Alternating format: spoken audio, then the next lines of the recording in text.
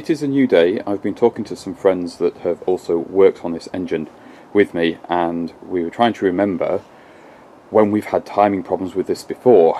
And one thing I had forgotten is this pointer here. This side is how you do your static timing. This side, where there's this little nub in, we think is how you do the ignition timing. And I'd set both to this end, and that could be what's wrong with it.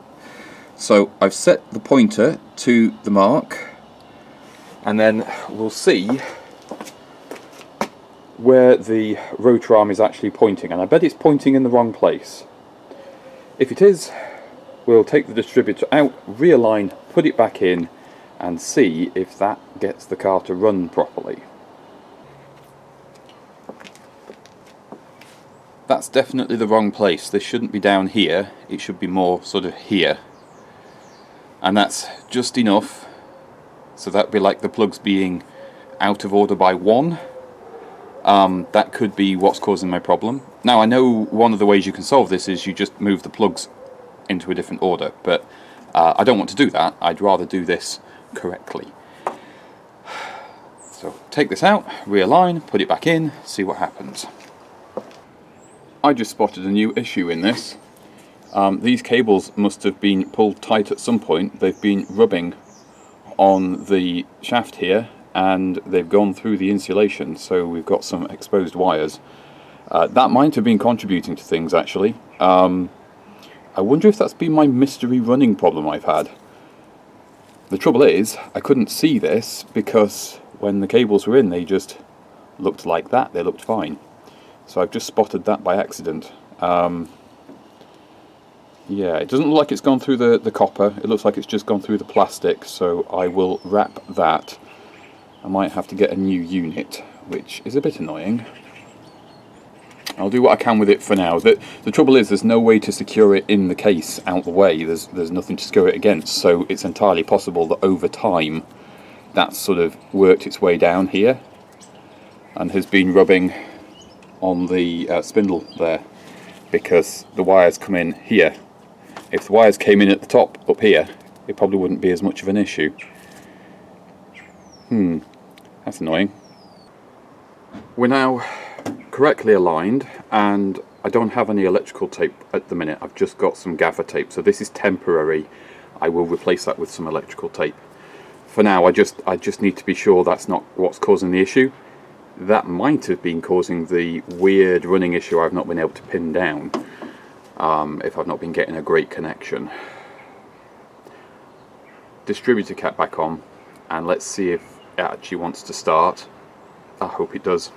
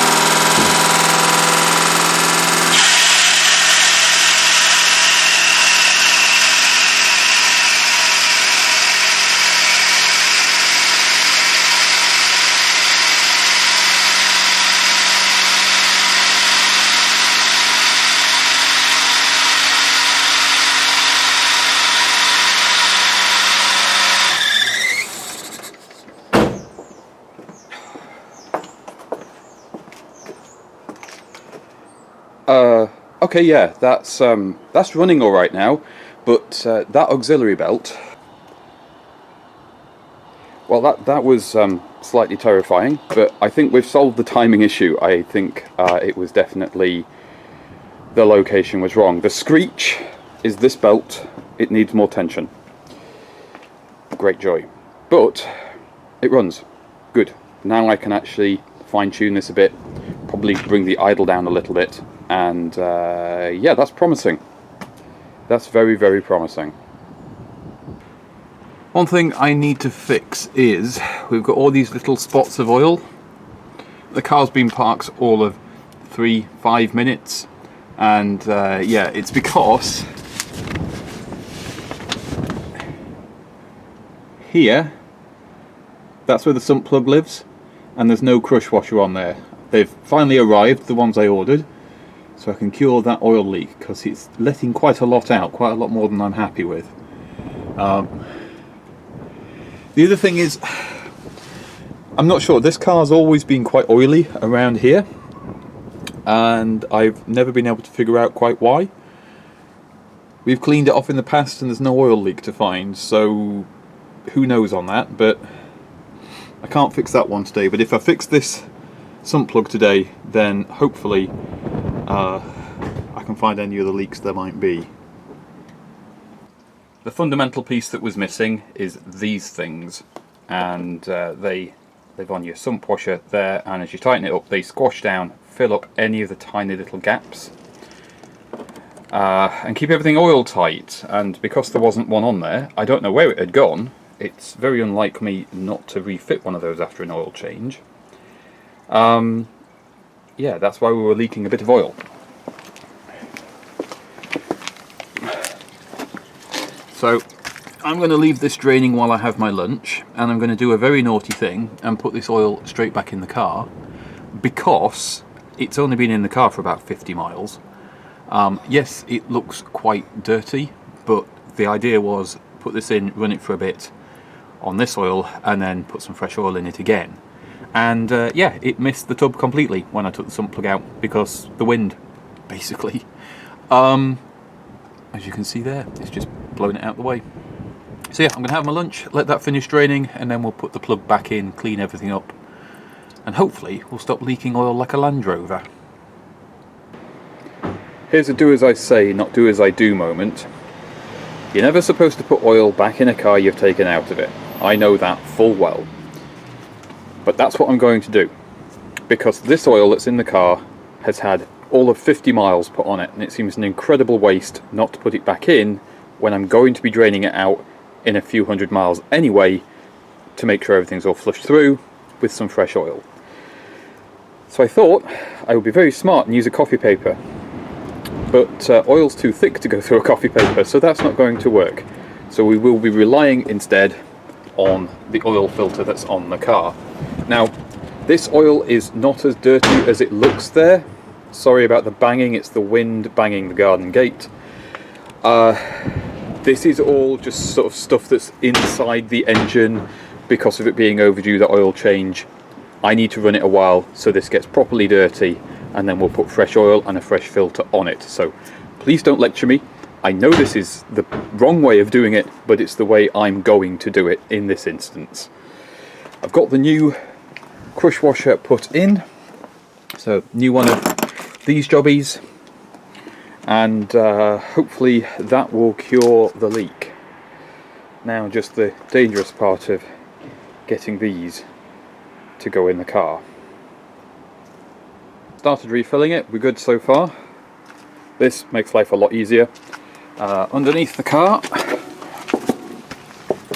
you can see where unfortunately I had a bit of a spill because of the wind blowing my oil out of the pan. I've given everything a wipe, and actually a lot of what looks like oil under here, it's very, very gritty. It's road dirt, so I think what's happening is it's throwing all the road dirt up here, and because of all these fluted strengthening ribs and stuff, it's just sticking and then running down.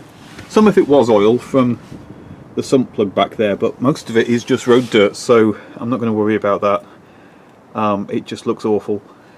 But more lessons in never throwing anything away. I had kept some of these containers just in case. This one was nice and clean, so I'm using that to put the oil back in. And this is the catch can, and you can see the oil actually isn't that dirty. There's some sediment in there. That's one advantage as well, actually, when I pour out of this, because of that shape there, I can actually keep a lot of the sediment inside here, a lot of the chunky bits that might be floating around. So that should help reduce the problems when I put this oil back in. And yes, I know I'm going to say it again, you're not supposed to do this, but this is kind of an exception. It's 6 litres of oil. That's not a cheap thing, so we're doing it this way. I just have to spend some time putting this in the car, putting that back in the car and then topping up with some fresh, because I've definitely lost some oil in this process. So there will be some more clean oil going in as well. I've come indoors to record this last bit because it is too windy outside to do any more work, any more recording. It's just, if I open any door, it's just slamming, it's pushing into me, nightmare stuff. Anyway, hopefully that crush washer now means that the Princess is oil tight. All the other places that it was leaking oil in the engine bay don't seem to be anymore. A lot of what looks like oil on the underside of the engine, when I clean it off, it's very gritty and very muddy. So I think it's just road dirt, to be honest with you. I really do. Time will tell, of course. Now, I did say it several times as I was doing the work, but I do know full well you are never ever supposed to put used oil back in an engine. But this is one of those circumstances where it's slightly different. The engine oil in the car has only been in there for about 50 miles. When I drained it, it was cold, so I didn't get all of the dirt out of there. So the idea was, put some fresh oil in, run it for a couple of 100 miles, and then drain it all out when it's hot, and put fresh oil back in again, new filter, all that good stuff. Fairly standard practice when you do a head gasket change anyway, is that you do a more frequent oil change after the work. I'll do the same thing with the coolant.